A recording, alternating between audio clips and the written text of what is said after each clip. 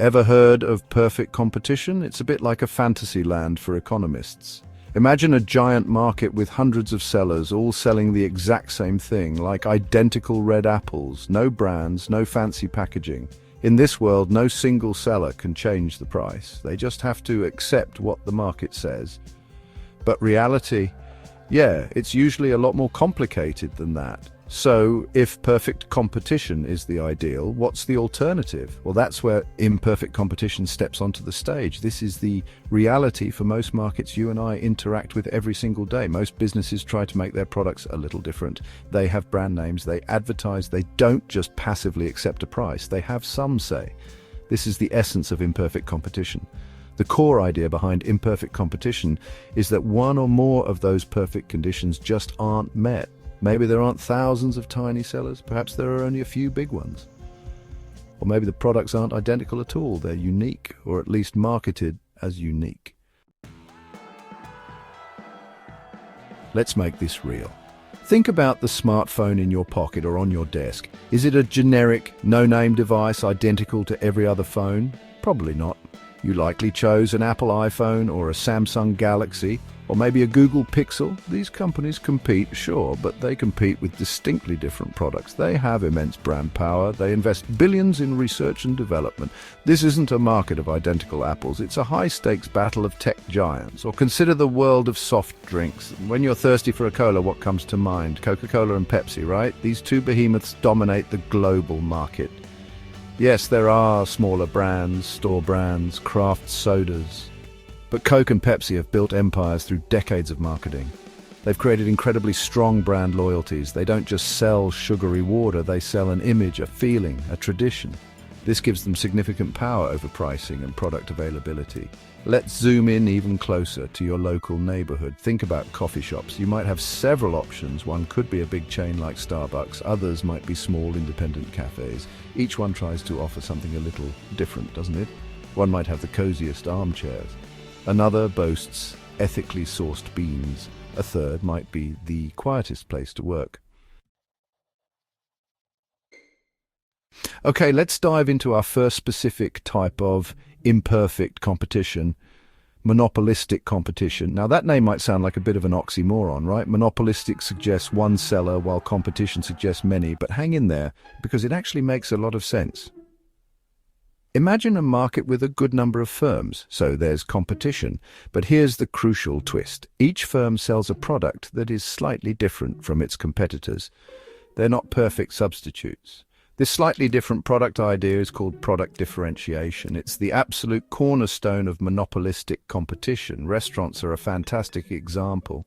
Your town probably has many restaurants: Italian, Mexican, Thai, burger joints, vegan cafes. They all provide food, but each one offers a distinct menu, a unique atmosphere, different service styles, or a specific location. You don't see Luigi's Pizza as exactly the same as Maria's Pizzeria, even if both sell pizza. Each has its own little bit of market power. Because their products are perceived as different, firms in monopolistic competition have some degree of control over their prices. Now let's shift our focus to another major player in the imperfect competition league, Oligopoly. The prefix oligo means few. So an oligopoly is a market structure that is dominated by a small number of large firms. We're not talking about hundreds of small players here. We're talking about a handful of giants. These firms are typically big, they are powerful, and their decisions have a significant ripple effect across the entire market. You don't have to look far to find examples of oligopolies. Think about the commercial airline industry in many countries. Usually a few major carriers control the vast majority of routes and passenger traffic, or consider the mobile network providers in your region. Chances are there are only 3 or 4 main companies to choose from. The global music industry is another example, with a few major record labels holding significant sway. Even streaming services are becoming an oligopoly, with Netflix, Disney+, and Amazon Prime Video leading the pack. A key characteristic of oligopolies is interdependence. The firms are strategically linked. If one company in an oligopoly makes a big move, like slashing prices or launching a major new product, the other firms will almost certainly react.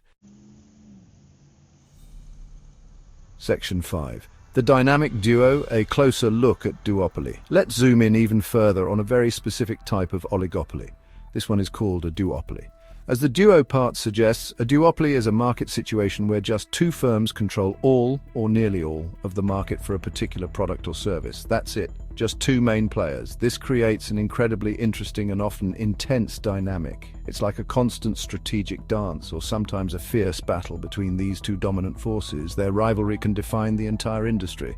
Classic examples of duopolies or near duopolies come to mind. For many years, the market for large commercial aircraft was dominated by Boeing and Airbus. Their competition shaped innovation, pricing, and airline choices worldwide.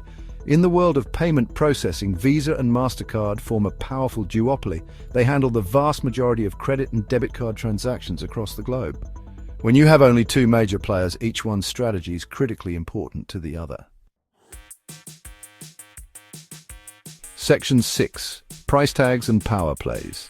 Imperfections impact on prices. Imperfect competition affects prices. Firms in monopolistic competition can charge slightly higher prices for unique products. In oligopolies, few firms have significant market power, often maintaining higher prices.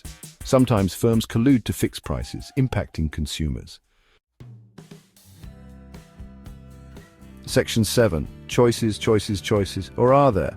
Consumer choice under imperfection. What about the range of choices we get as consumers? Does imperfect competition mean we have more options or fewer?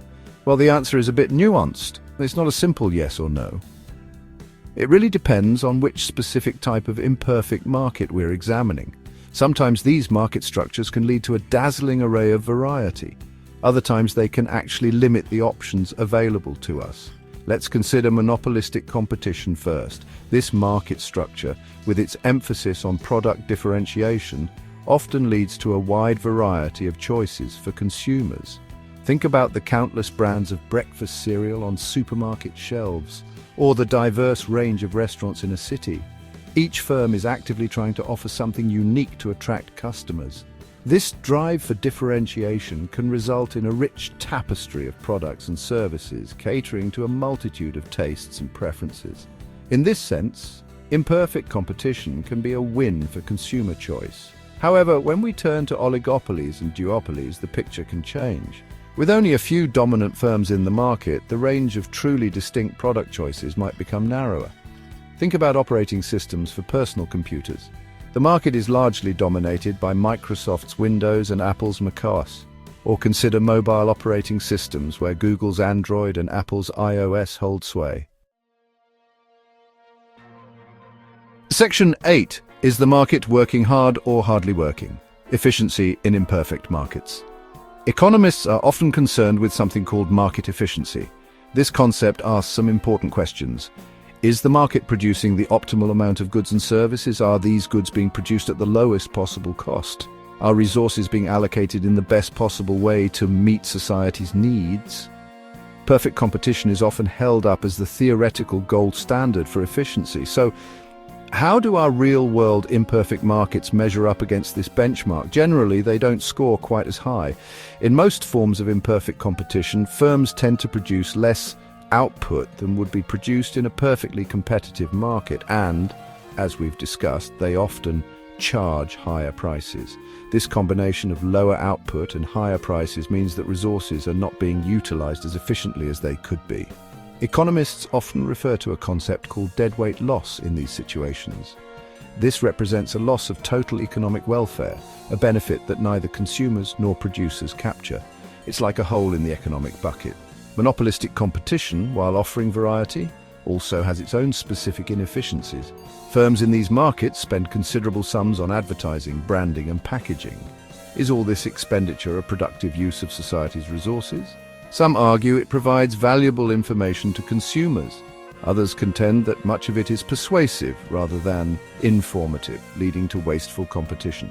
Additionally, firms in monopolistic competition often operate with excess capacity.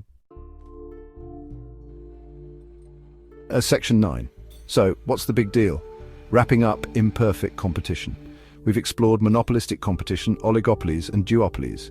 Imperfect competition affects prices, choices, and market efficiency. It's crucial for consumers, businesses, and policymakers. So next time you shop, think about the market structure.